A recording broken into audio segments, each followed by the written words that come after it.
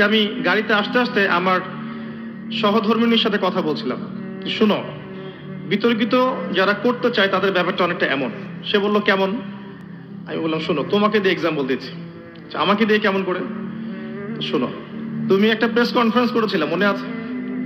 আপনারা তো জানেন মনে হয়। সেখানে সে বলেছে যে ঠিক আমি যেমন উনিও তেমন। আমি মাঝে মাঝে ওর কনফারেন্সটা দেখি এবং আমি আল্লাহ শুকরিয়া আদায় করি যে আল্লাহ পাক এমন একজন সাহসী স্ত্রী আমার ঘরের মধ্যে দিয়েছে, আলহামদুলিল্লাহ। আমরা দোয়া করি আল্লাহ পাক তার নেক হায়াতকে লম্বা করুন। তো সে একটা জায়গায় বলেছে যে আমার ইনোসেন্স বুঝাতে আমি যে অপরাধ করিনি বা আমি যে অপরাধী নই, আমি যে অসহায় সাধারণ একটা মানুষ, এটা বোঝাতে গিয়ে সে বলেছে ঠিক আমি যেমন উনিও তেমন, ঠিক আমি যেমন উনিও তেমন, দুইবার রিপিট করেছে। মানে ও বোঝাতে যাচ্ছে ও যেমন একটা সাধারণ মানুষ, জনগণ, আমার স্বামীও তেমনই। তিনি কোনো দল, কোনো মত, কোনো শত্রু মিত্র কারোর সাথে জড়িত নন। আমার স্বামীকে আমার কাছে ফিরিয়ে দিন, না হলে আমাকে তার কাছে নিয়ে যান, এরকম করে বলেছে না? তো যদি কেউ বিতর্কিত করতে চায় দেখবেন ওর মাইন্ডসেটটা কেমন হবে। সমালোচক এবং বিতর্কিতকারীদের মাইন্ডসেট হবে এমন। আদনান সাহেবের স্ত্রী বলেছেন ঠিক আমি যেমন উনিও তেমন। অতএব সাবেকুন নাহার আদনান সাহেবের স্ত্রী, তিনি প্রমাণ করলেন যে আদনান সাহেবও একজন মহিলা। সে বুঝলেন যারা বিতর্কিত করতে চায় কোন ইস্যুর প্রয়োজন নাই। আপনি 100% সত্য কথা বললেও এবং 100% লিখিত বক্তব্য নিয়ে এসে দিলেও দেখবেন দুই একটা লাইন বের করে উল্টাপাল্টা তাওয়িল করে এমন কিছু করবে যাতে আপনি বিতর্কিত হয়ে যাবেন। শেষে কি হবে? ওই যে আমাদের এক শ্রদ্ধেয় ভাই, বিখ্যাত আলেমে দিন, যার দ্বারা হাজার হাজার যুবক আল্লাহর পথে ফিরে এসেছিল, আলহামদুলিল্লাহ এখনো এসেছে, এখন তিনি মাঠে ময়দানে দাওয়া দিতে পারছেন না। পারছেন? যখন তিনি চমৎকার ফ্লোতে দাওয়াতি কাজ করছিলেন, আমরা নিজেদের ঘরের লোকেরাই টেনে হিস্টে তাকে নামিয়েছি নিচে এবং তাকে বিতর্কিত করে একটা টিকিট ধরিয়ে দিয়েছি, যান আপনি চলে যান মালয়েশিয়া। তিনি এখন নাই।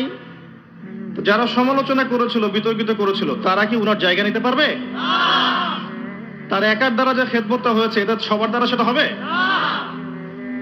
এই হলো বাস্তবতা। আমরা জানি না যে আমরা নিজেদের ভালো কবে বুঝবো। আমি ভয় পাই আগামী দিনগুলোতে, আল্লাহ ভালো জানেন, হয়তোবা মাহফিলের সংখ্যা কমে আসবে। যে কোনো ইস্যুতেই হোক না কেন, হয়তোবা মাহফিলের সংখ্যা আস্তে আস্তে কমে আসবে। আমার মনে হচ্ছে আমরা মাহফিলের হক আদায় করতে পারছি না। মূল যে বিষয়গুলো বলা দরকার, যেগুলো আমাদের বড় বড় ইস্যু, আমাদের ইসলামিক বৈশ্বিক কোনো খিলাফা নেই, আছে? নাই। আমাদের নিজস্ব মিডিয়াগুলো নেই, আছে? আমাদের নিজস্ব স্বতন্ত্র ব্যাংকিং সিস্টেম সারা বিশ্বব্যাপী আছে? সারা বিশ্বব্যাপী আমাদের সামরিক শক্তি কি ওই পশ্চিমাদের বা পরাশক্তিদের চেয়ে বেশি না কম? সারা বিশ্বে মুসলিমদের ঐক্য আছে?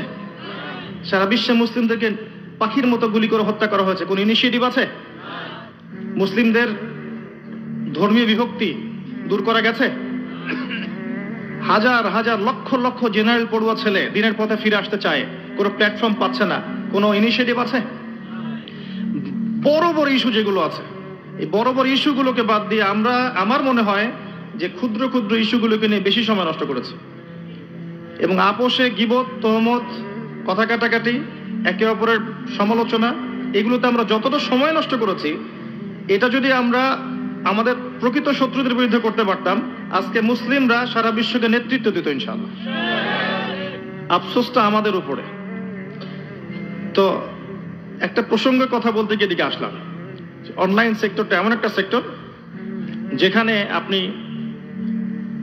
যেটাই বলেন না কেন, যদি আপনার চারপাশে আপনার সমালোচকরা ওত পেতে থাকে, বিতর্কিতকারীরা ওত পেতে থাকে, আপনাকে খুব সহজেই বিতর্কিত করা সম্ভব। তবে হ্যাঁ, একটা বিষয় আমি মানি এবং বিশ্বাস করি, আমি আমার পুরো জীবনে দেখেছি যে আপনি যদি সৎ হন, এবং কোরআন এবং সুন্নাহ অনুযায়ী আল্লাহর দৃষ্টিতে আপনি যদি নিরপরাধ হন, সৎ হন, হকের উপর থাকেন, আল্লাহ আপনার পক্ষ থেকে জবাব দিয়ে দিবেন ইনশাআল্লাহ। আপনি পৃথিবীতে থাকেন আর নাই থাকেন, আল্লাহ আপনার পক্ষ থেকে জবাব দিয়ে দিবেন ইনশাআল্লাহ। যুগে যুগে হয়েছে। আবু বকর সিদ্দিক রাদিয়াল্লাহু আনহুর সময়ে এক শ্রেণীর মুসলিমরাই যাকাত দিতে অস্বীকার করেছিল, করেনি? আবু বকর সিদ্দিক তাদের বিরুদ্ধে যুদ্ধ করেছেন। ওমর ইবনে খাত্তাবের মতো মানুষকে একজন ফজরের নামাজরত অবস্থায় ছুরিকাঘাতে হত্যা করেছে, তাই না? জানেন তো, সে মুসলিমদের ভিতরেই ঢুকে গিয়েছিল। উসমান রাদিয়াল্লাহু আনহুর যুগে মুসলিমদের ভিতরেই কিছু মানুষ তাকে জবাই করে হত্যা করেছে। আলী রাদিয়াল্লাহু আনহুর সময় মুসলিমদের অভ্যন্তরীণ যে যুদ্ধগুলো হয়েছে, এগুলোতে তাকে অনেক মেহনত এবং সংগ্রাম করতে হয়েছে। এক পর্যায়ে খারেজিদের হাতে আলী রাদিয়াল্লাহু আনহু নিহত হয়েছে, শহীদ হয়েছে। যুগ যুগ থেকে ইতিহাস সাক্ষী দিচ্ছে যে যারাই আল্লাহর কবুলিয়াত পেয়েছে তাদেরকে বাইরের শত্রুর চাইতে ভিতরের শত্রুর সাথে লড়তে হয়েছে বেশি। এই সিলসিলা চলতে থাকবে। যারা আল্লাহ পাকের কবুলিয়াত লাভে ধন্য হবে তাদেরকে ভিতরের মানুষ, ভিতরের শত্রুদের সাথে বেশি লড়তে হবে, বাইরের শত্রুদের সাথে পরে।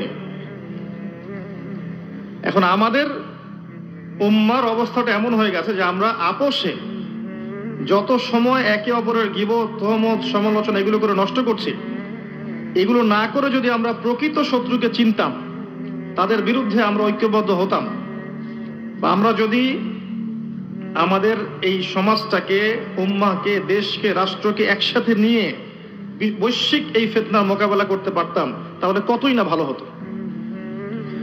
আমরা আশা করব আল্লাহ পাক আমাদের দ্বারা যদি না হয়, আল্লাহ যেন নতুন প্রজন্ম নিয়ে আসেন যারা এই কাজটা করতে পারবে ইনশাআল্লাহ। হয়তোবা আমরা থাকবো না, আর আমি মনেও করি না যে আমার বা আমাদের সেই যোগ্যতা আছে।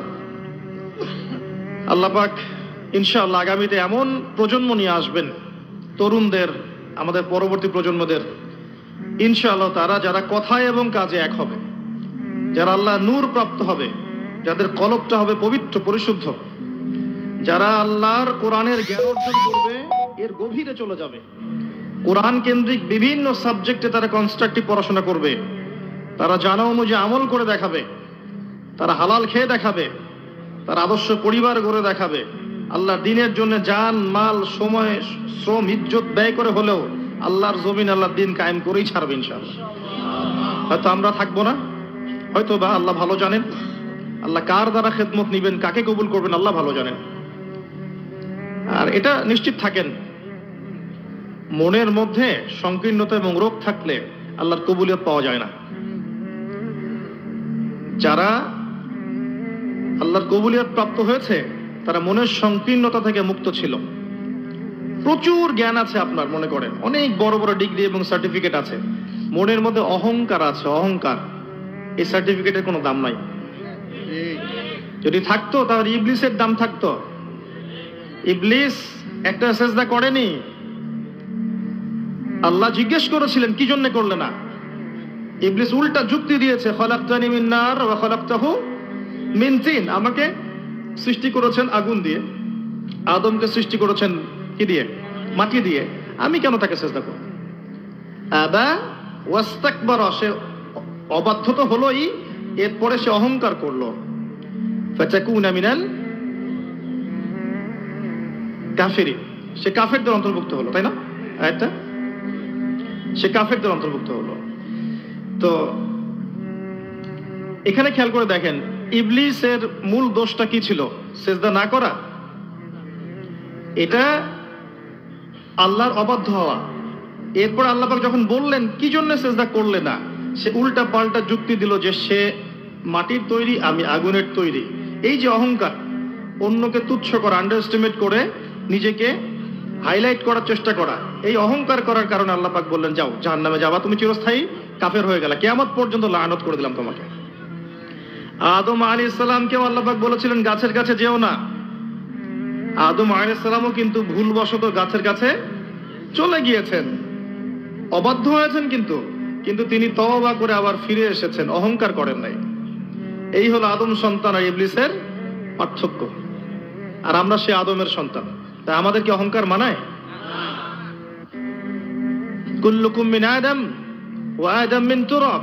নবী সাল্লাল্লাহু আলাইহি ওয়াসাল্লাম বলেছেন তোমরা সবাই আদম সন্তান, আর আদম হচ্ছে মাটির সন্তান।